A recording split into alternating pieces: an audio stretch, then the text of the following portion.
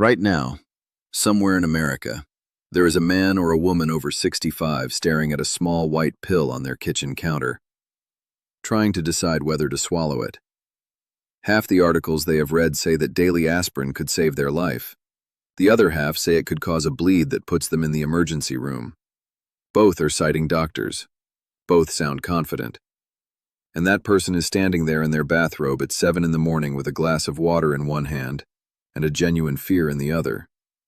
And nobody has given them the one piece of information that makes the entire decision clear. I am Leonard Hayes, and I can tell you after years of studying arterial disease that the aspirin question has a surprisingly simple answer.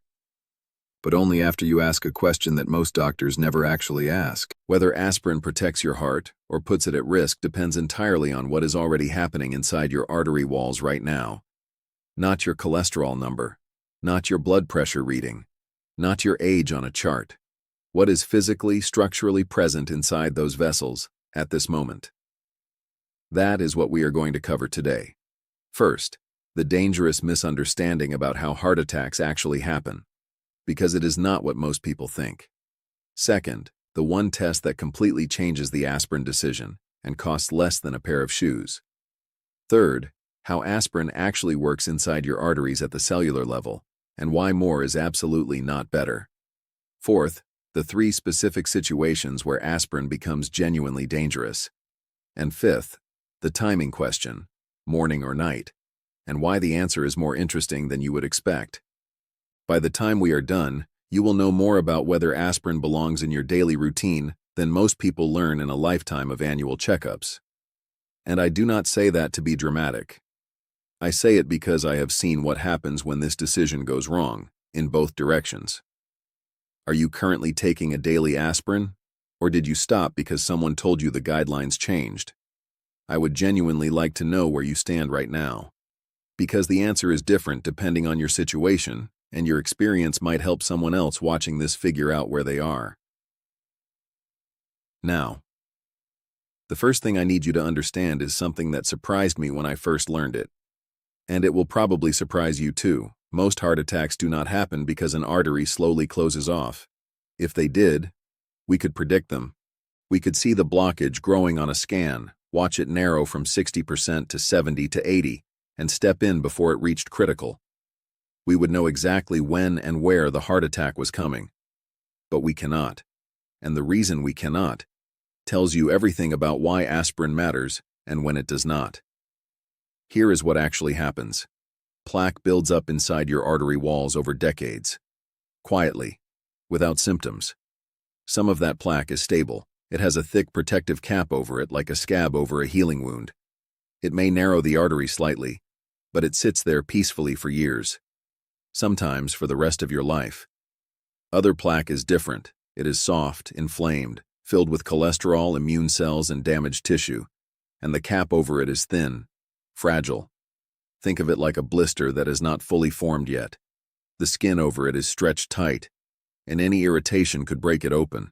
When that thin cap ruptures, and it can happen without warning on any Tuesday morning while you are pouring your coffee, your body responds the way it responds to any wound. Platelets rush to the site. Clotting proteins activate. A clot begins to form. That clot, if it grows large enough, can block blood flow to your heart. That is a heart attack. If it blocks blood flow to your brain, that is a stroke. The artery was not 90% blocked. It might have been only 40% blocked. But the plaque was unstable, and the clot finished the job in minutes. This is exactly where aspirin enters the picture. Aspirin does not dissolve plaque. It does not remove cholesterol from your arteries. It does not clean anything out. What aspirin does is make your platelets, those tiny clotting cells, less likely to clump together.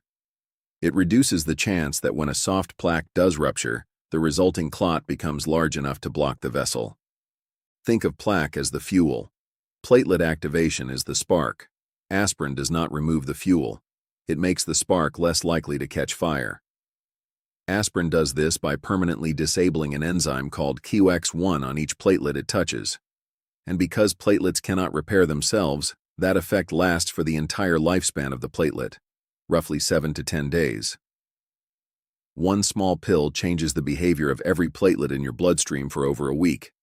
That is not a minor intervention. That is a powerful drug sitting in a bottle that costs $3 at the Walgreens down the street.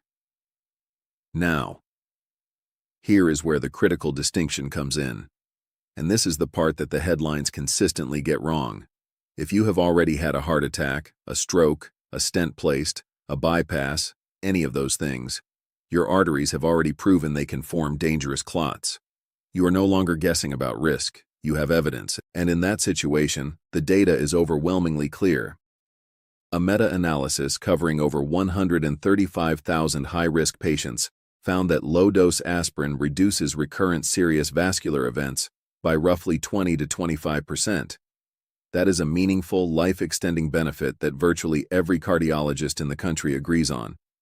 But what about people who have never had an event? People who feel fine, whose annual checkup looks clean, whose doctor says their numbers are good.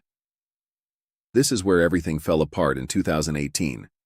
3 major clinical trials published that same year, involving nearly 50,000 people combined, all arrived at the same conclusion. In otherwise healthy older adults with no history of cardiovascular events, daily aspirin did not reduce heart attacks or strokes in any meaningful way, but it did increase major bleeding. The Aspirin trial, which specifically studied adults over 70, found that aspirin increased the risk of major hemorrhage by 38%, with no cardiovascular benefit at all. That is why the U.S. Preventive Services Task Force reversed its recommendation in 2022. They now recommend against initiating daily aspirin for primary prevention in anyone over 60. And if that is where the story ended, the answer would be simple. Had an event, take aspirin. Never had an event, do not. But that is not where the story ends. Because there is a massive problem hiding inside the phrase, never had an event. 3/4 of men over 60 already have plaque in their arteries. Not theoretical risk, actual measurable calcified plaque sitting inside their coronary vessels right now. Most of them have no idea. They have never had a symptom. Their doctor has never looked. Their annual blood work shows nothing, because standard labs do not image arteries. These men are being labeled as low-risk primary prevention on paper, while plaque is quietly growing inside them. The same thing is happening in women, just 5 to 10 years later on average. And that is the question nobody is asking. Not, have you had a heart attack? The question is, do you have plaque? Because if you do, you are not primary prevention anymore. You have arterial disease. Your risk profile just changed completely, and the aspirin decision changes with it. There is one test that answers this question. It takes less than 10 minutes.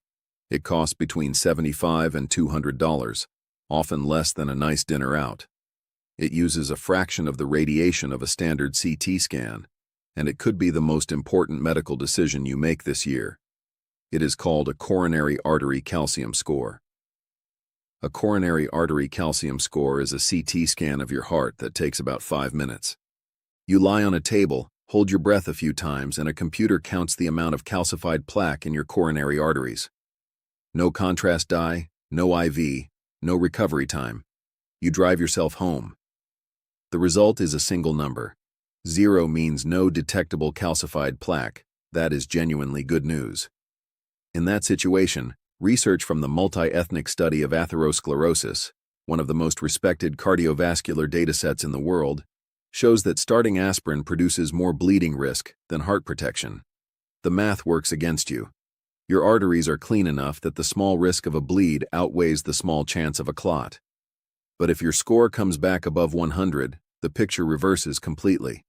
That same dataset showed that at a calcium score above 100, aspirin's benefit clearly exceeded its bleeding risk across every level of estimated cardiovascular risk.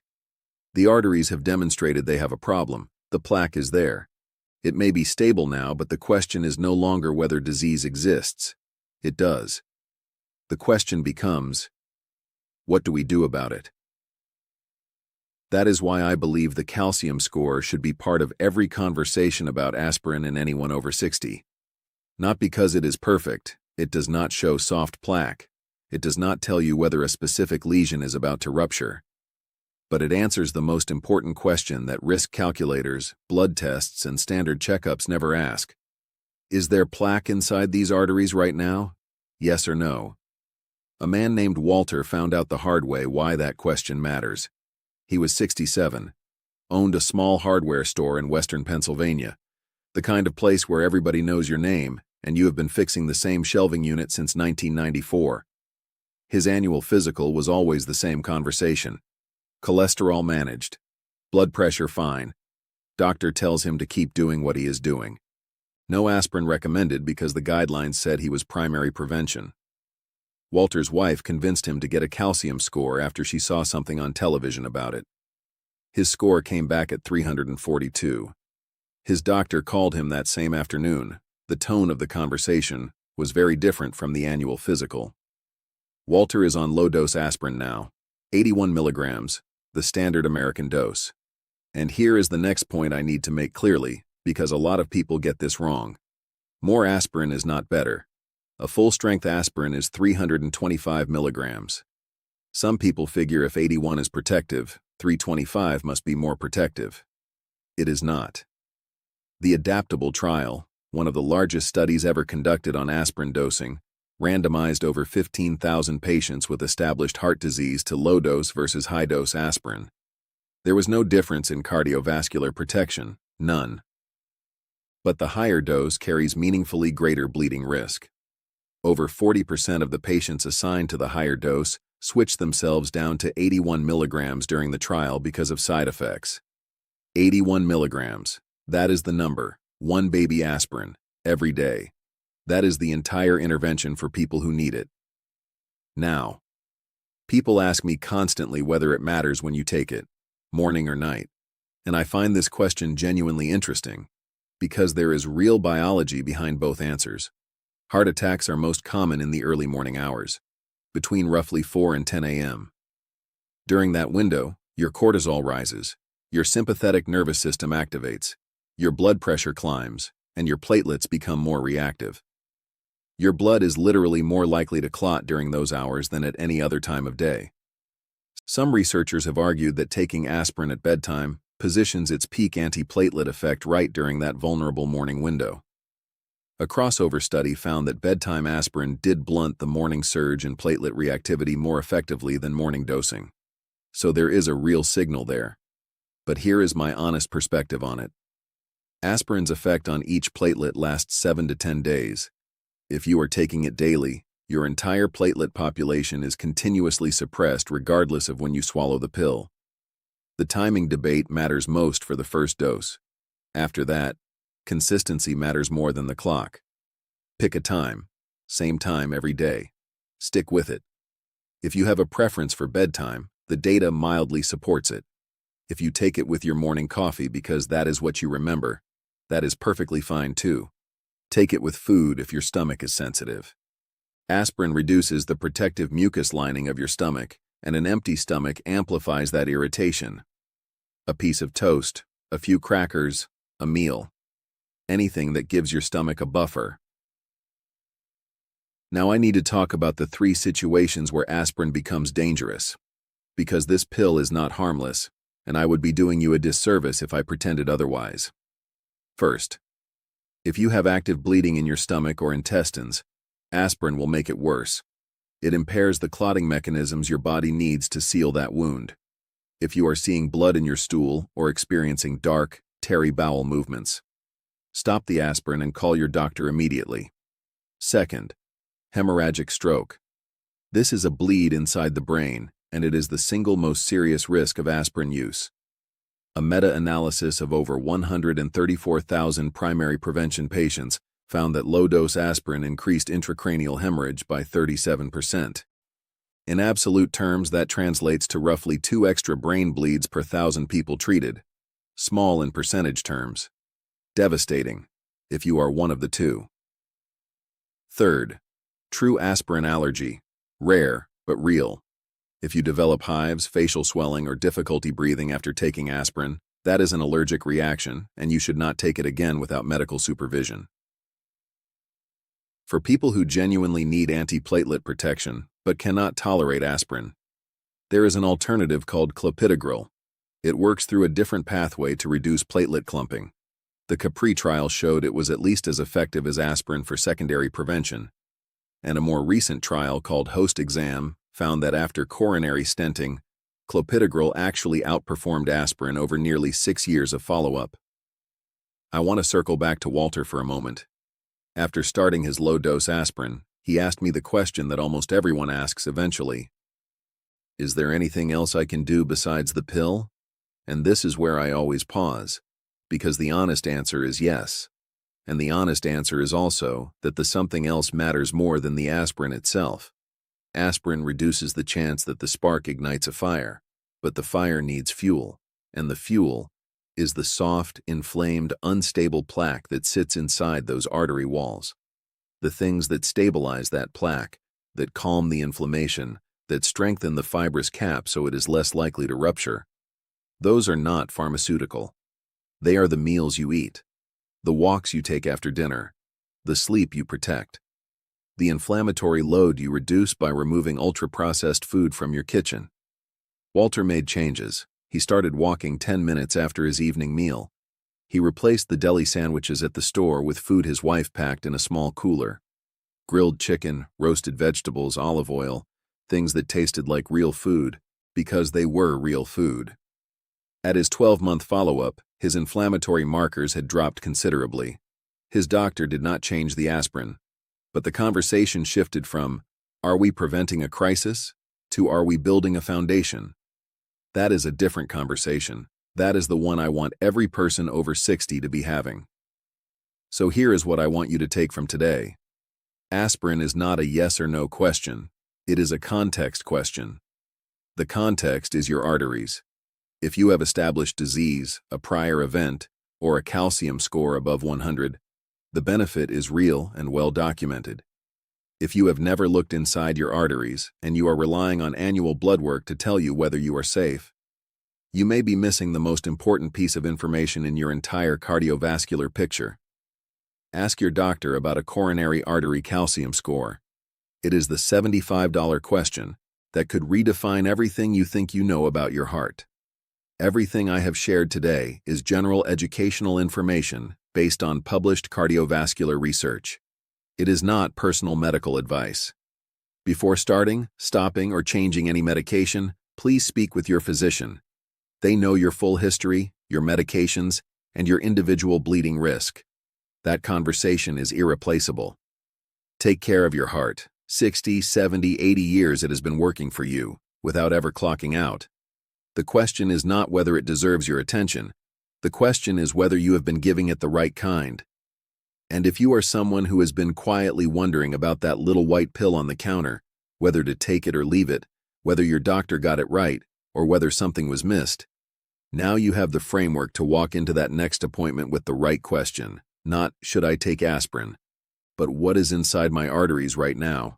That question changes everything. And every week, that is exactly the kind of question we dig into here. Honestly, without shortcuts, and always with your best interest at heart. If that sounds like the kind of conversation you have been looking for, the kind nobody else seems to be having, then I would be honored to have you here for the next one.